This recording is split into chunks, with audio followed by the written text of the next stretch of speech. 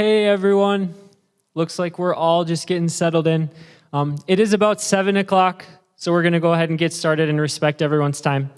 My name is Mr. Logan Moe. I'm a new school counselor here at River Falls High School. I'm gonna go ahead and get us kicked off, but before I do, I'm gonna introduce the other two wonderful school counselors we have here to help us present and talk more about registration, different types of opportunities for Capstone learning, our Laude System, and so much more. So I'll let our other two presenters here introduce themselves. Hi everybody, good evening. Thanks for joining us. I'm Tracy Klein, also a new school counselor here at River Falls High School this year. Welcome and thanks for joining us. Hello, I'm Whitney Sutton. I'm another one of the school counselors here at the high school. Okay, great. Let's go ahead and get started.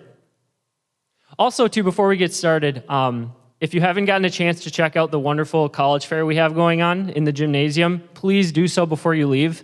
I think it's also a great opportunity to just learn more about what's out there next year, and then kind of looking forward, seeing how could I want to structure my schedule and my classes to fit possibly where I might end up next year or the years to come. Okay, so in this presentation, we're going to talk more about grad requirements, some standardized texting, capstone learning opportunities, the Laude system, and the registration process. And throughout our presentation, we're going to try to be future focused. So thinking of where you're going to be after high school, some of those goals, and then how you could get yourself there while you're currently in it and going through that grind. So we're starting with grad requirements. So here's a nice layout of 9th, 10th, 11th, and 12th requirements, and it sections them off nicely so you can see what you'll need specifically for each grade. And on the right-hand side, it talks about overall grad requirements, where you need to be once you leave River Falls High School.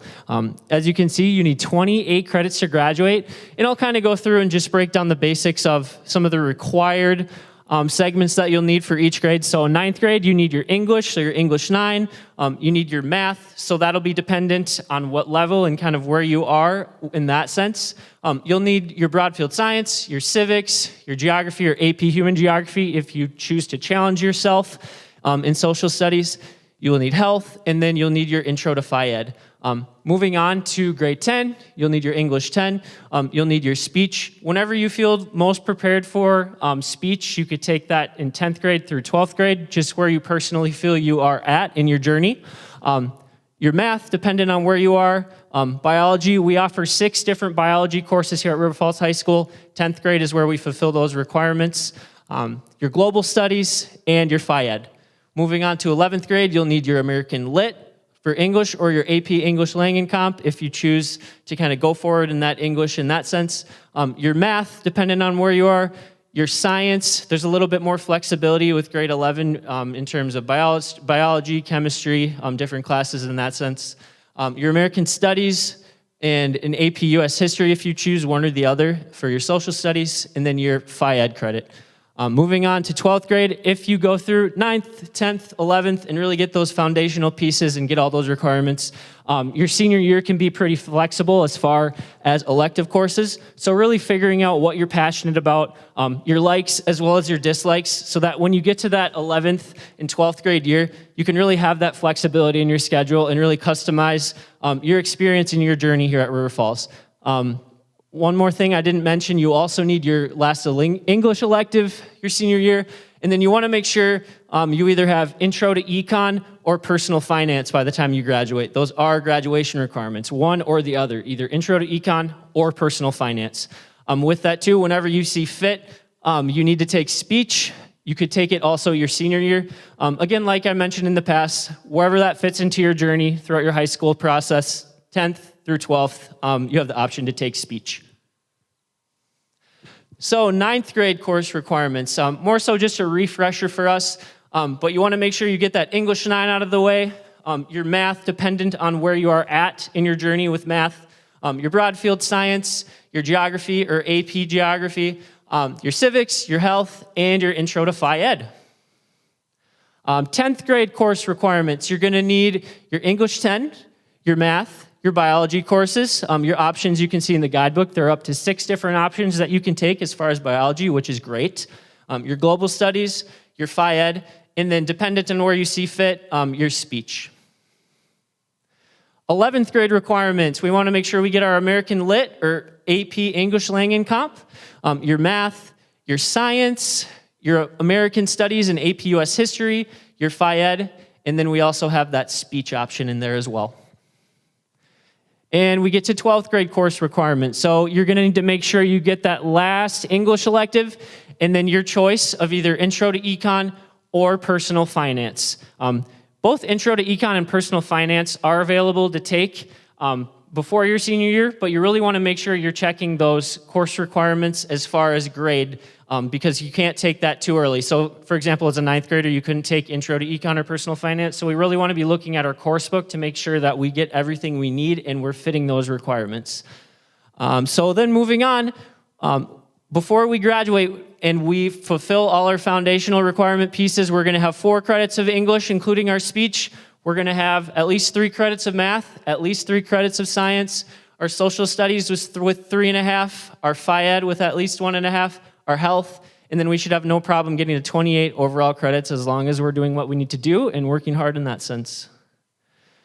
One more slide that we found to be important was just giving the sequence for math. So depending on where you are at in your math journey when you get to us, that's sort of how our sequence flows. So you start with pre-algebra, and then if math is like you're crazy heavy math, you love math, you might end up in AP Calculus if you stick with it.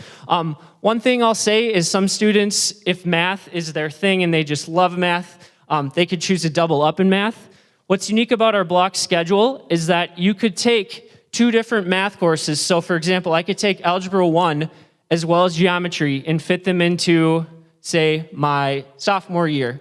And you could get out of your sophomore year with taking 2 math courses if math is something that you're very passionate about, you see yourself in a STEM field, and it's something that you're really, really, really into.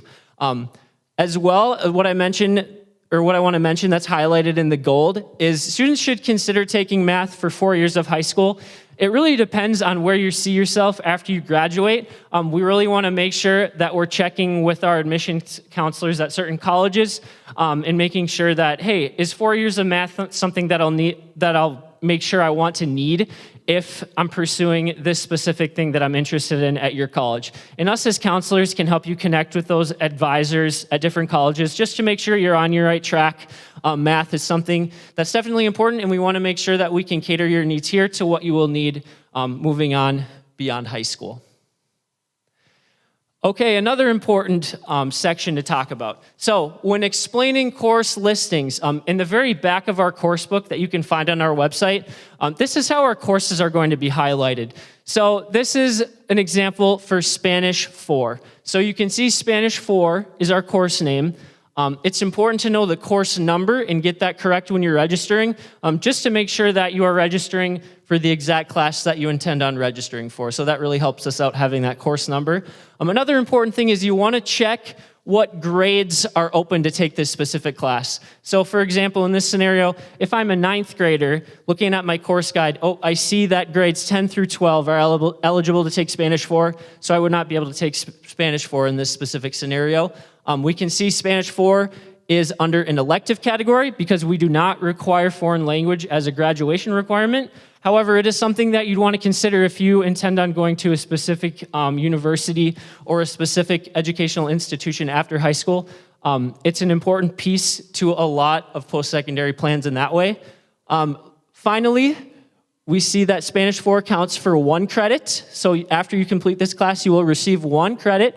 And then the prereq for Spanish 4 is Spanish 1, 2, and 3. This is another important piece. It's a little bit easier to see our prereqs for foreign languages because they go sequential 1, 2, 3, 4. When we get into different categories of classes, it could be a little bit more difficult because they're not labeled, for example, say Math 1, Math 2, Math 3, Math 4.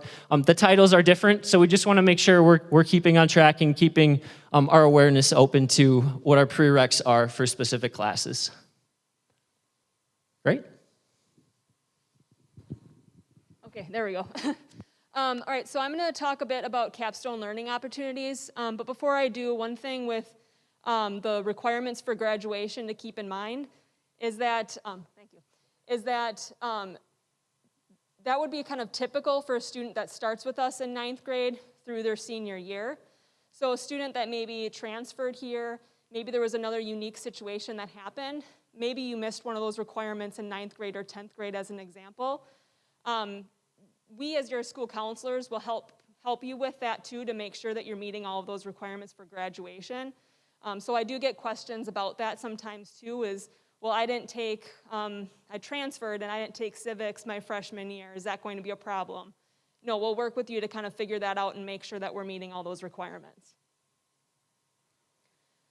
So for Capstone learning opportunities, there's a lot of different ways to earn additional learning outside of the traditional classroom here in high school.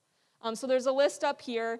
They might apply differently whether you're in 10th, 11th, or 12th grade, but it's good to consider all of them as you plan forward. So if you're going into 10th grade, you might be able to look at, say, early college credit as an option and try to plan for that as you register for your 10th grade classes to make sure that you have that flexibility, say, your senior year to take a class through early college credit as an example. But also through this registration process, please make sure, and Ms. Sutton will talk about this a little bit later, but please make sure that you're still registering for 8 credits for classes, because we don't always know at this registration time whether these opportunities will work with your schedule yet. Usually we kind of have to figure some of those things out during the summer months too, so still register for all 8 credits. So some post-secondary credit opportunities that I just want to go through and clarify and explain is the difference between advanced standing and transcripted credit.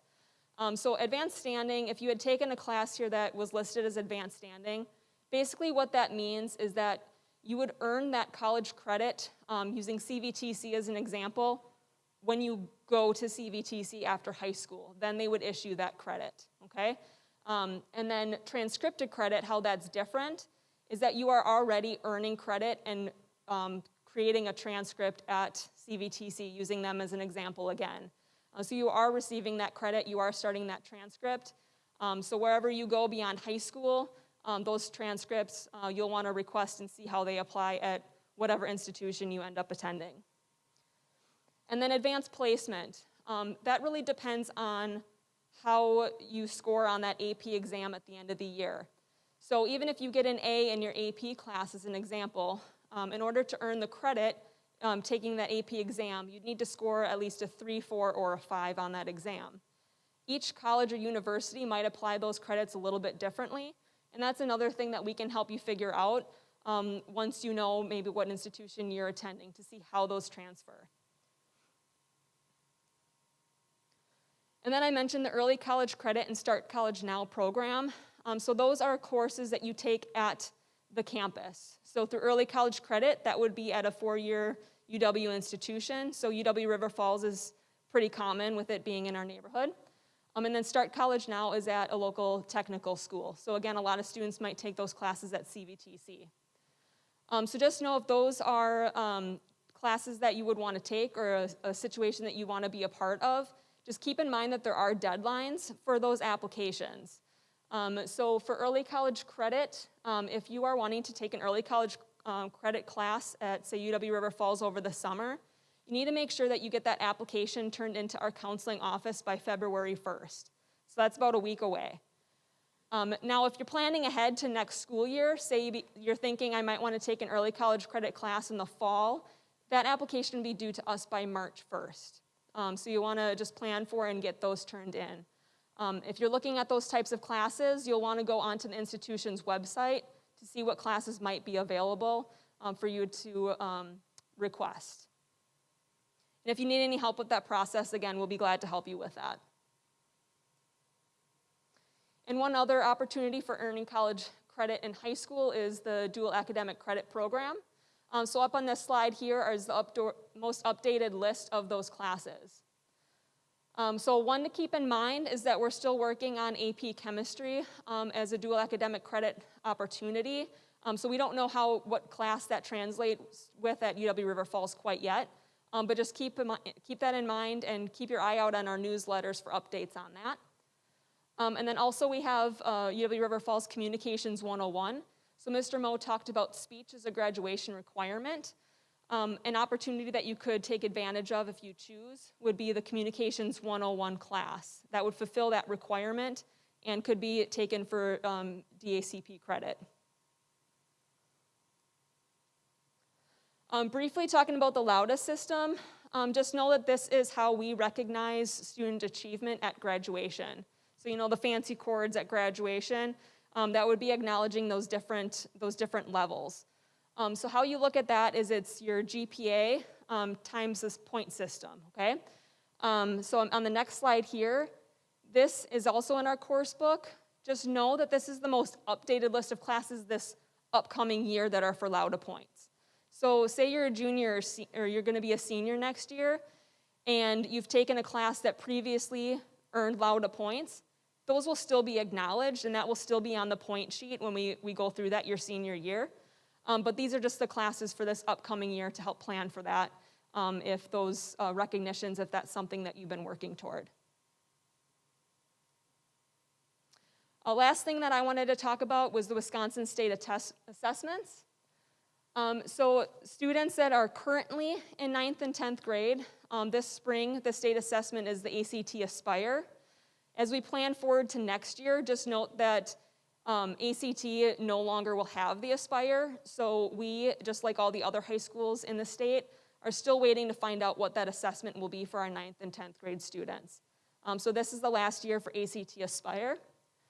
And then our juniors in the spring take the ACT as a state assessment, and students can also use that score for college applications if they choose. A couple optional assessments that I just wanted to highlight. There are some that are here on-site and others that are off-site. So the ones that I just wanted to highlight on-site here is the ASVAB and the PSAT. So ASVAB we typically have in November. Oftentimes students will take the ASVAB because they are looking for a score to help with military, and that is one option. Some students will also take ASVAB in preparation for the ACT, because they too have some of the same, they'll have the same subject tests, but they'll also have some other more in-depth tests as well. And then PSAT, sometimes students will take that too in preparation for the ACT as well. If a student is really looking to improve their ACT score or really want some practice to feel prepared, one place that you can look for that is Method Test Prep. So that is through your student's Zello account that they can access that. So it basically gives the student opportunity to look at practice questions, try to expose themselves to those questions. There are some practice tests through that as well. So just another tool and resource if you desire. All right, I'll pass it off to Ms. Sutton about registration. Okay, so we're going to run through the registration process and how your student can sign up for their classes for next year. Every student in grades 9 through 12 will have access to a registration planning worksheet that looks like this one above, which is, this one is an example for students that are going into 12th grade. We have some printed copies of this in our counseling office. This is also going to be available digitally. We're going to share this resource out tomorrow morning. This is not a required thing that your students needs to do and have your signature on, but we do really recommend it because it's a really nice visual for your student to see what are my required classes and then how many electives do I need to sign up for to get to the full 8 credits that they should be signing up for next year. So referring to some of those capstone opportunities that Ms. Klein just talked about, such as like work-based learning, that's not an elective that you can sign up for, but something that will work with you in the fall to get into your schedule. So you'll still want to sign up for a full 8 credits of classes, and then if you have different opportunities you're participating in, we'll work with you when schedules come out in August and before school starts in the fall to get that in your schedule. The bottom of the sheet, you'll notice we have a space for a few alternates for your student to list. Students will often ask, do I have to fill this out? We really, really encourage that your student lists alternates. When we get schedules together in the summer for your student, almost every student gets all the classes that they ask for, but there are sometimes just a few where not everything fits together. And then there needs to be put a different class. And if your student lists alternates, we can try to honor the classes that your student really wants as much as possible. And if we don't have those alternates listed, then we end up having to choose a different class, and we just want to make sure that they get a class that they really want to take. So we really encourage that alternates are filled out as best as they can. While you are planning for what classes you're going to take for next year, we really encourage you to review your transcript if you haven't done that in a while. This is a great opportunity for you to see what classes have I taken already, and have there been any things that I've missed based on the requirements Mr. Moe talked about earlier, and just make sure that you're on the right track based on what you want to do after high school. You can download your unofficial transcript on Infinite Campus. This is a screenshot here of what that would look like. It'd be under the Documents tab, and there's an unofficial transcript section that you can download and have that at any time that you'd like. We also encourage you every year to review this credit check requirement form and just make sure that you're on track with all of the requirements for each year. Again, if you came in as a transfer student or there was a unique situation happened, you might not have exactly everything as it's laid out. You might not have taken civics in grade 9. It might have come later, and that's okay. We just want to make sure that you have a general idea of what our requirements are and that you're on track with where you need to be. We do have a link in this presentation for this form that we'll get out to you in the morning.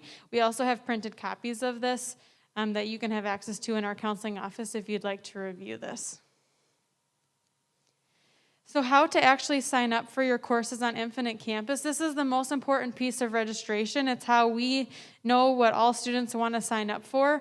And so Mr. Johnson made a really nice video on how you can sign up for these courses on Infinite Campus, and we'll get this presentation out to you so you can see that your student should have seen it and win today as well. And then we'll also include this video as a link on our kind of registration one-pager that you see over there on the right, and that will be shared with you as well. And that document has every step that your student needs to register, access to the course guide, information about everything that is in there, and then the planning forms, what specifically each grades need. Everything is all there for you, and we'll make sure you have that by tomorrow morning. An important piece with registering on Infinite Campus is when you have gone in, you've entered in all of your classes that you would like, your requirements and your electives, and then your alternates. We ask that your student prints out after they've registered. There's an option to print those courses, and there's a spot then for a parent or guardian to sign. And so we ask that every student does that once they've completed registration and then turns that back into their WIN teacher. It's just important to us as a student services department that we know that your parent and guardian was involved in that planning process for your courses next year, and that we're all on the same page to get you to where you want to go. Hello, River Falls students. Okay. Some final points to ponder as you are signing up for your courses for next year. We really want you to begin with the end in mind, and I know this can be really challenging, especially if you're in 9th or 10th grade and graduation seems like a long time away. But we want to, you can never start preparing too early to get to where you want to go after high school, and there's so many opportunities that you can take advantage of now, and we want to make sure that you're doing that. At the same time, we want you to keep a balance and to consider all the other things that are going on in your life, your social, emotional well-being, your work experiences, your clubs, your sports. We want you to balance all those things together as well. So just keep those things in mind, and if you have any questions about making sure that you are taking the things that you need to for where you want to go after high school, we are more than happy to help you as a counseling team with some of that information. We wanted to give a little plug for how you can continue to stay connected with information at the high school. Our website is always continuously being updated with daily updates and announcements and things that are happening. Our course guide is on there, school counseling information, and our newsletters are all on there. Every week, a newsletter gets sent out to you, and we really, really, really encourage you to pay attention to those. One week, the newsletter is from the high school main office. The next week, the newsletter is from our student services team. All the information you could possibly want about any of the things we've talked about today and more is in those newsletters. So please take advantage of those and read those when you're able to. I know it can get easily cluttered in your inbox as well, but check out the newsletter. And then finally on Schoology, we post almost all of the same information there as well. One other plug that we wanted to give, in our course guide, we have a new section filled with other resources for you. There's many different resources listed here, such as a variety of mental health resources, needs, and other services in the area that you may not be familiar with. We really encourage you to check out this resource list, and if you have any questions about that, you can contact our team and we can help get you some more information. And then this is our contact information. You're more than welcome to always reach out with questions that you have. This is the end of our presentation, so if you have any questions, you can please come chat with us. Otherwise, we encourage you to spend your last few minutes out at the college fair or at the department tables asking questions about different courses and what opportunities are available for you. Thank you very much for joining us.